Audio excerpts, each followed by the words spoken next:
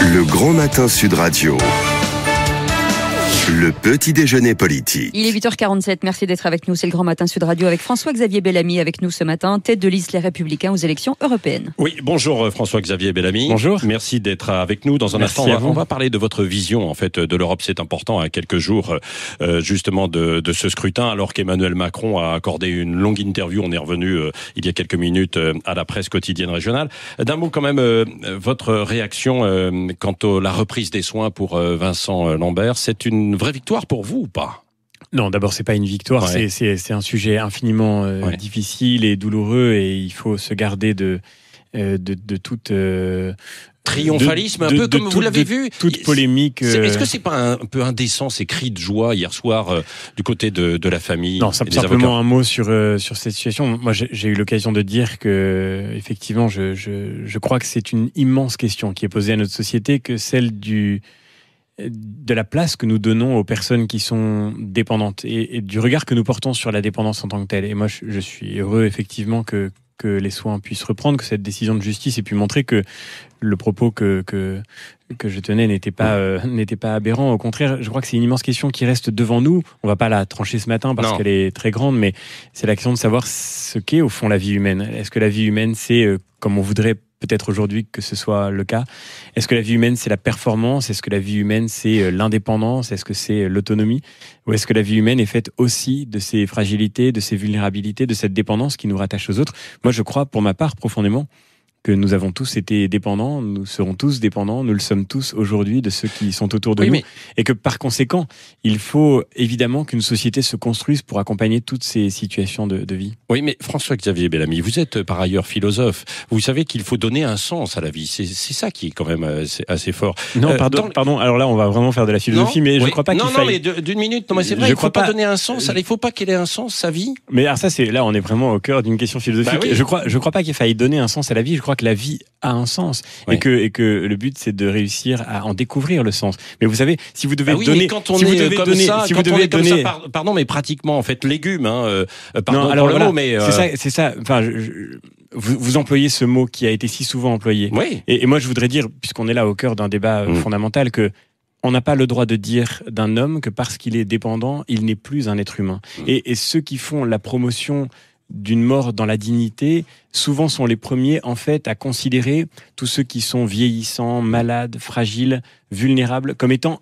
indignes de vivre. C'est ça que ça veut dire. Moi, je crois que on n'a pas le droit de dire que qui que ce soit est un... Pardon, mais vraiment cette expression, elle est atroce à prononcer. Ouais. Je crois qu'on n'a pas le droit de dire que qui que ce soit est un légume. Mais encore une fois, c'est une question qui est infiniment complexe. Sur ce cas précis, il y a évidemment la souffrance d'une famille et je crois qu'on leur doit aussi un peu de pudeur et peut-être maintenant de pouvoir, après que cette décision de justice ait été prononcée, ne pas infiniment commenter. En tout cas, on est d'accord, ça pourrait être un bon sujet pour le bac de philo dans un mois, François-Xavier Bellamy. La vie a un sens ou est-ce qu'il faut donner un sens à la vie? Ça, c'est un beau sujet. Moi, je crois que toute vie vaut la peine d'être vécue, y compris dans l'épreuve, bien sûr, et que c'est le lot de toutes nos vies, d'une certaine manière aussi. Oui. Alors, François-Xavier Bellamy, parlons d'Europe. Quelle est votre vision d'Europe? Parce qu'on a l'impression que dans cette campagne, vous êtes un petit peu coincé entre, j'allais dire, la vision humaniste, progressiste de la liste de la République en marche, et puis la vision plus sécuritaire, protectionniste du Rassemblement national. Vous êtes où? Vous situez où? On n'est pas du tout coincé. D'abord, ça fait 3 mois qu'on parle d'Europe. On a été parmi les premiers à formuler un projet, contrairement à la liste de la République en marche qui n'a dévoilé son programme qu'à 15 jours du scrutin. Nous avons une vision claire, nous avons un cap, nous avons 75 propositions pour répondre à toutes les grandes questions que se posent les Français. Le défi migratoire, bien sûr, qui est très largement devant nous. Nous défendons l'idée qu'il faut maîtriser les frontières extérieures de l'Europe et garantir à chaque pays la maîtrise de sa politique nationale, de sa politique migratoire nationale, ce qui nous distingue aussi bien de la République en marche que du Rassemblement national. Nous défendons le fait d'une barrière écologique qui pourra redonner de l'oxygène à nos entreprises dans la mondialisation, parce que oui, il faut que l'Europe... Une barrière écologiste, alors comment? La barrière écologique, l'idée c'est de faire en sorte que d'abord on s'interdise d'importer sur le territoire européen ce qu'on s'interdit à nous-mêmes de produire. Parce qu'aujourd'hui, on s'impose tous les jours, et ça beaucoup de chefs d'entreprise le voient, et beaucoup d'agriculteurs aussi. On s'impose tous les jours une concurrence déloyale par le fait qu'on interdit à ceux qui produisent en France, à ceux qui produisent en Europe, de développer certains produits, d'utiliser certains produits, alors qu'on autorise ceux qui importent en Europe à faire venir des produits qui ne respectent pas nos règles. À quoi? À certains produits où on utilise du glyphosate à l'extérieur ou des soja en fait. Ça peut être dans l'agriculture, par exemple. Effectivement, quand vous autorisez sur le marché européen l'importation de centaines de milliers de tonnes de soja OGM qu'on n'a pas le droit nous-mêmes de cultiver, évidemment, vous favorisez la production étrangère et simultanément vous détruisez vos propres entreprises, vos propres agriculteurs. Et donc vous encouragez ce monde de déséquilibre économique et de déséquilibre climatique que nous déplorons tous ensemble. Il faut évidemment faire face à ce défi écologique en rééquilibrant la mondialisation et en nous donnant les moyens de produire ce que nous consommons. Oui, mais tout de même, cette campagne, finalement, elle ressemble beaucoup à un duel entre Emmanuel Macron et Marine Le Pen, le Rassemblement national. Encore une fois, il le redit ce matin dans la presse quotidienne régionale. Je ne veux pas être spectateur, rester spectateur, dit Emmanuel Macron dans cette interview.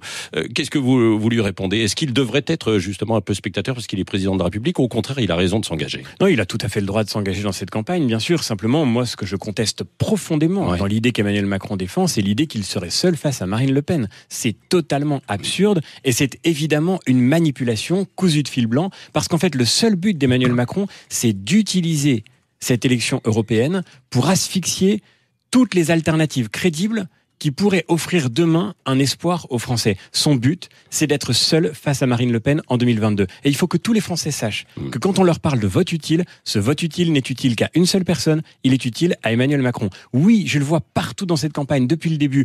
La défiance, elle est partout aujourd'hui. Les Français doutent, les Français sont en colère. Mais cette défiance-là, on la fera pas reculer en la traitant de populiste, on la fera pas reculer en l'insultant.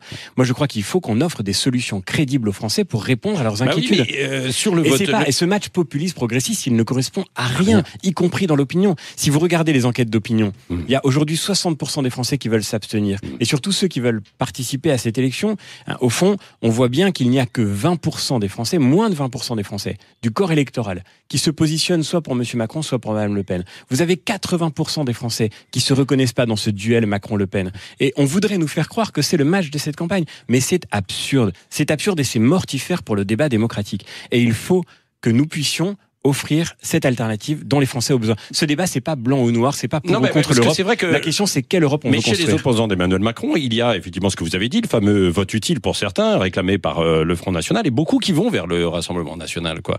Donc, vous leur dites à ces électeurs quoi, de venir vers vous pour quelle Europe vous allez Mais d'ailleurs, c'est très clair. Emmanuel Macron, depuis qu'il est entré en croisade contre le Rassemblement National, il a dit en Roumanie, je vais mettre toute mon énergie à battre Marine Le Pen. Depuis ce moment-là, Marine Le Pen a pris 3 points dans les sondages. Donc c'est évident. Le but, c'est, quitte à faire monter le Rassemblement national, de se retrouver seul face à lui, en expliquant que c'est la seule alternative crédible. Moi, je dis aux Français qui nous écoutent, encore une fois, cette stratégie-là, elle est catastrophique. Elle fait monter le Rassemblement national, mais tous ceux qui voteront pour le Rassemblement national en voulant montrer leur opposition à Emmanuel Macron sont juste en train de servir un scénario écrit par Emmanuel Macron. Emmanuel Macron a juste peur que la droite relève la tête dans cette élection. Parce que c'est cette famille politique qui peut demain offrir aux Français, sur tous les constats de faillite de la politique qu'il mène depuis 7 ans aujourd'hui, avec François Hollande et depuis 2 ans comme président de la République, sur tous ces constats d'échec, c'est cette famille politique qui pourra offrir une alternative. Marine Le Pen, tout le monde l'a vu lors du 2e tour de la présidentielle.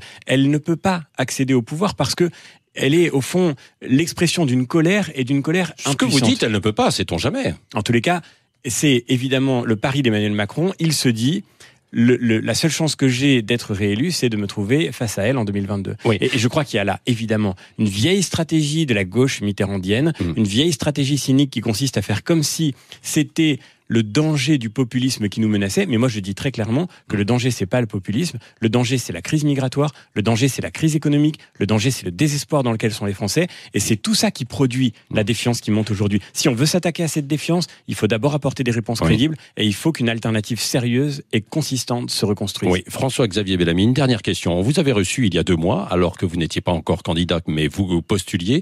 On vous sent transformé aujourd'hui en étant candidat. Vous le sentez vous-même que vous avez pris une nouvelle dimension ou pas ?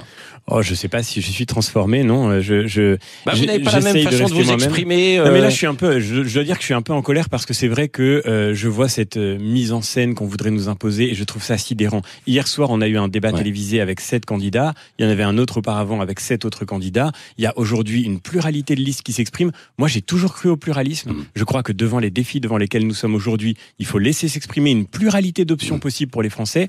Et c'est vrai que je suis un peu révolté de voir le président de la République qui rentre dans ce débat en disant aux Français, vous n'avez pas le choix, et qui nous fait le coup d'une mise en scène qui n'a aucun sens. C'est une manière d'empêcher la démocratie de s'exprimer. Depuis le début de cette campagne, on fait un travail sérieux pour aller au contact des Français, pour se mettre à leur écoute, pour leur faire des propositions. Évidemment qu'il faut reconstruire la confiance dans la politique, la confiance aussi dans notre famille politique qui a parfois déçu, mais c'est nécessaire si on veut redonner un équilibre au débat démocratique. Bon, et c'est de ça qu'on a besoin. Quand même contenu, parce que moi j'en ai vu certains, parfois des politiques qui tapent du poing sur la table. Vous êtes quand même un peu... non, mais je crois qu'on peut exprimer les choses de manière mesurée, paisible, sereine, mais je voudrais dire malgré tout, je crois, l'importance de ce qui se joue dans cette élection européenne. C'est le scrutin européen sans doute le plus important. D'ailleurs, Emmanuel Macron le dit, et je suis d'accord avec lui sur ce point. C'est sans doute le scrutin le plus important depuis la première élection du Parlement européen, parce que l'Europe est à un grand point de bifurcation.